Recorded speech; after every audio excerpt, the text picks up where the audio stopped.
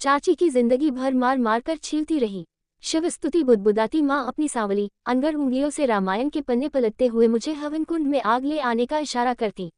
मैं दरवाजे से निकलते निकलते साक्षात गौरी बनी माँ को देखती, जो पति के सामने ही मृत्यु का वरदान मांगते हुए आंखें मूंद लिया करती थी। शायद यह उनकी निश्चल विनती ही थी, जो भगवान ने सुन ली और पूरी कर दी। मैंने सहमते हुए घर में कदम रखा।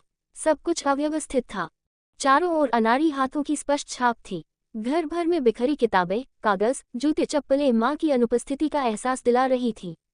माँ थी तो घर दमकता रहता था। मजाल है जो एक तिनका भी इधर से उधर हो जाए। उसी घर में आज मक्खियाँ भिनभिना रही थी। घर में फैला सन्नाटा हृदय की धड़कनें बढ़ा रहा था। चारों ओर भटकती मेरी निगाहें पूजा घर के सामने ठहर गई। ठीक सामने एक छोटा सा सफेद मंदिर।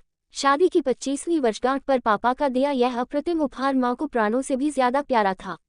हर सुबह स्नान ध्यान के बाद उसे आंचल से साफ करते समय उनका चेहरा बहुरंगी फुहारों से नहा उठता था। पति का उपहार व भगवान की पूजा, प्रणय और भक्ति के दो रंग अपनी अपनी छाप छोड़ने की होड़ में तीसरा बन जाते थे। बड़े बड़े बच्चों के सामने माँ की आंतरिक अनुभूतियाँ छुपाए न छुपती तो वे बिना बात ही हंस पड़ती थी। पूजा का कमरा वैसा ही था जैसा वे रखती थी।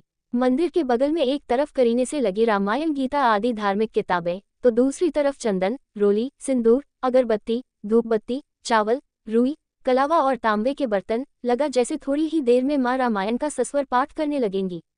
मैं कुछ देर तक यूं ही पूजाघर के सामने दरवाजे से सिर टिकाए खड़ी रही। कंधे पर मृदुल स्पर्श पाकर मैं घूमी तो सामने पापा खड़े थे। मैं खुद को रोक नहीं पाई और पापा की बाहों में झूल गई।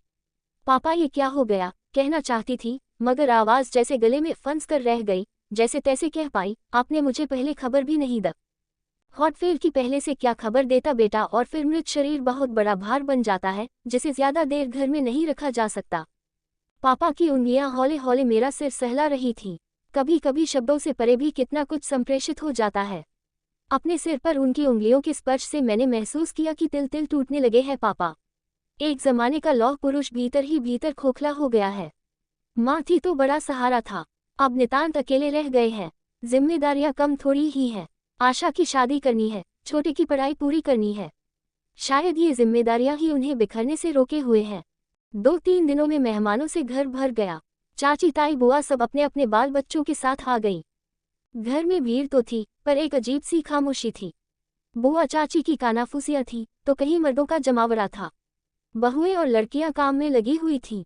बस नहीं थी तो माँ। मेरे विवाह के समय कभी लोगों की आवभगत करती माँ, एकांत में बेटी के बिछोह में स्नेह विगलित दुख के आंसू पोंछती माँ, रसोई में बैठी आंच से तपते चेहरे वाली माँ, आते जाते मेहमानों के पैर छूती माँ, भंडार से सामान निकालती माँ, मुंह छिपाए रोते पापा को आत्मीय झिड़कियां देती माँ। माँ की एक एक छवि चलचित्र सी मेरी आंखों के सामने तैर रही थी। माँ की मृत्यु पर संबंधियों के औपचारिक व्यवहार ने हम तीनों भाई बहनों को स्तब्ध कर दिया था। 13वीं के दिन महापात्र को सामान देते समय मुंह में दुपट्टा दबाकर सुबक पड़ने वाली आशा पीछे से आते संवेद रुदन को सुन हिचकियां दबाकर अंदर भाग गई। छोटे के पास बैठी मैं मूक हो गई थी। आशा फिर बाहर जाने को हुई कि आंगन से आती चाची की स्वर लहरी, हाय जीजी, तुम हमें छोड़कर क्यों चली गई। सुनकर ठिठक गई। दीदी, पापा ने इन सब की धोन दिखाने के लिए क्यों बुला लिया। ये वही चाची है जो जिंदगी भर माँ को ताने मार मार कर छीलती रही है। आशा ने भीतर का दुख और गुस्सा दबाकर कहा, क्या कहूँ, क्यों बुला लिया। न बुलाते तो शिकायतों का अटूट सिलसिला पापा को उम्र भर चैन से न जीने देता। उन्हें भी समाज में रहना है और यही लोग समाज है। आज के सगे भाई बहन कल रिश्तेदार और परसों समाज बन जाते हैं। आशा, जरा हलवाई से मुन्ने को लड्डू तो दिलवा दे, बड़ी देर से रो रहा है। पसीना पोंछती हुई चाची आई और धम्म से पंखे के सामने बैठ गई।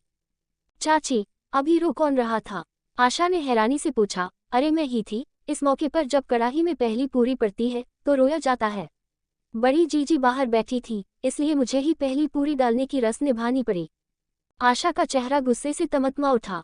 मुझे डर लगा कि वह कुछ अनाप शनाप न कह बैठे, लेकिन चाची आंगन में नवागत पड़ोसन को देख पल्ले से मुंह दबाती कमरे से निकल गई। वे जीजी के प्रति शोक प्रकट करने का कोई भी मौका छोड़ना नहीं चाहती थी। कुछ ही देर में उनके औपचारिक रुदन का स्वर वातावरण में फैल गया। 4-5 महिलाएं उनके सिर और पीठ पर हाथ फेरते हुए उन्हें चुप कराने लगी। छोटे मेरे पैर पर सिर रखे रखे सो गया था। उसे लिटाकर उठी तो अपने और आशा के बारे में सुनाई पड़ा। लड़कियां कहाँ हैं।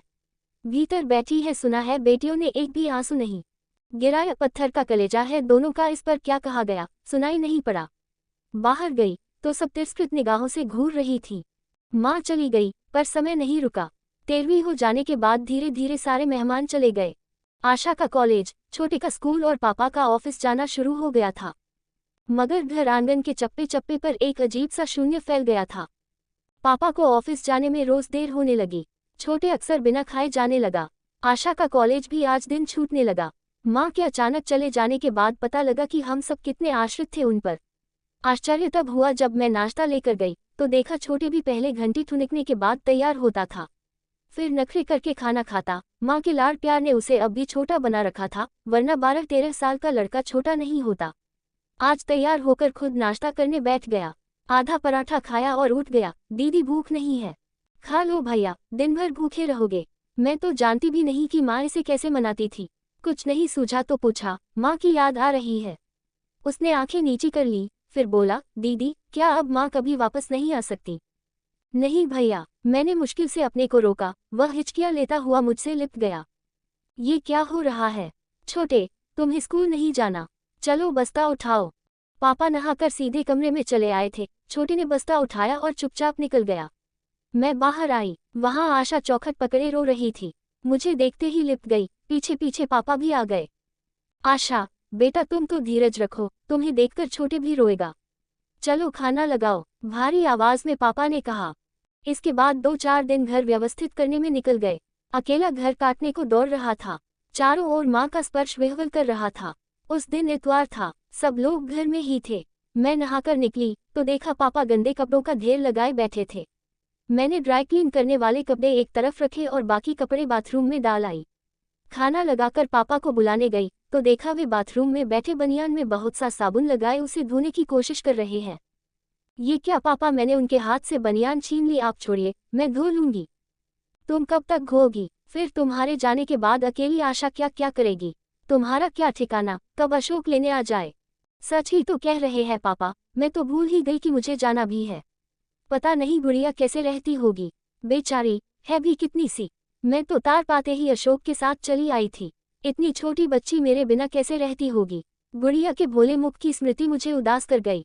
क्या करूं? चली जाऊं या उसे यही बुला लूं? मुझे छोड़ने आए अशोक 2 दिन रुककर चले गए थे। तब से कोई पत्र भी नहीं आया। 20-25 दिन होने को आए। उन्होंने तो कह दिया था कि जब ठीक समझो आ जाना। इस बीच अशोक ने अम्माजी को बुला लिया होगा। गुड़िया परेशान कर देती होगी। क्या पता भूखी ही स्कूल चली जाती हो। एकाएक मेरे हृदय में ऐसी वेदना उठी कि लगा किसी भी तरह गुड़िया मुझे मिल जाए और मैं उसे अंत में भींच लूं। दीदी खाना खाने चलो, आशा ने कहा तो मैं चौंक गई। अरे पापा पहुंच भी गए। मैं अनमनी सी जाकर बैठ गई। सब चुपचाप खा रहे थे। बीच बीच में पापा सबको बहलाने की कोशिश कर रहे थे। नीता तुम गुड़िया को क्यों छोड़ आई? पापा ने पूछा। जी मैं एकदम से चली आई थी ना। उस समय सुबोध और तारा वही थे इसलिए। मैंने प्लेट में उंगलियां घुमाते हुए कहा। उसे ले आती तो इन दोनों का मन भी लगा रहता। वहां कैसे रहती होगी? अम्मा जी आ गई होंगी। दीदी गुड़िया को बुला लो ना, छोटे ने कहा। अब दीदी कितने दिन के लिए गई इसे भी तो जाना है। फिर मेरी ओर घूमकर बोले, नीता तुम बता देना तुम्हारे लिए क्या क्या करना होगा। भाई मुझे तो कुछ मालूम नहीं है। सचमुच पापा को कुछ नहीं मालूम था। सारे आडंबर माँ ही समेटती थी। किसको क्या देना है, कहाँ क्या व्यवहार निभाना है, सब वही बताती थी।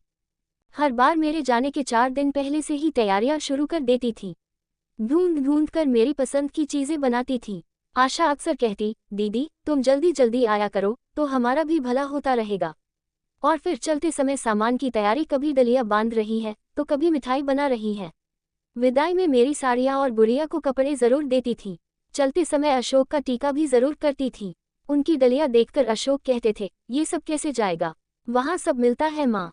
सुनकर माँ की आंखें भर आती। जानती हूँ बेटा तुम्हारे घर में कोई कमी नहीं है, पर मुझे ये सोचकर संतोष मिल जाता है कि अपने घर पहुंचकर भी नीता 4-6 दिन मेरे हाथ की बनी चीजें खा लेगी। ऐसे समय कुछ नहीं दिया जाता पापा, और मैं अभी जा ही कहाँ रही हूँ।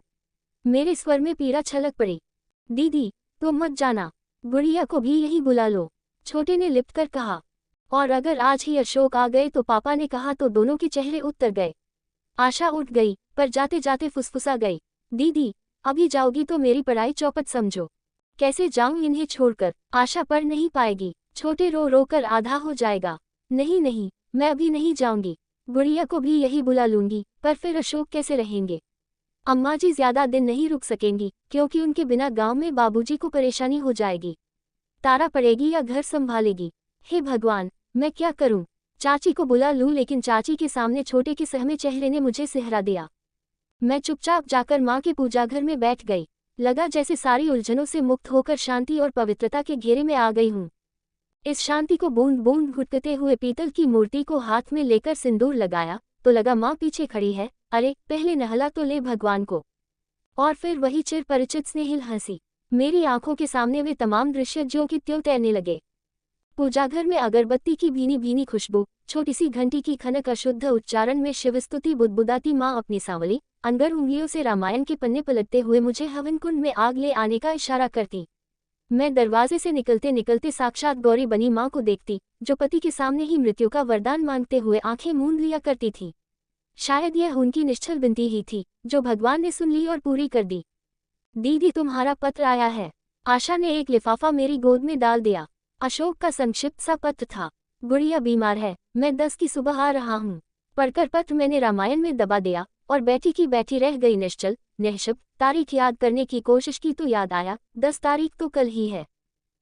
ऐसे ही वीडियो देखने के लिए हमारे चैनल को लाइक एंड सब्सक्राइब करें। Thanks for watching.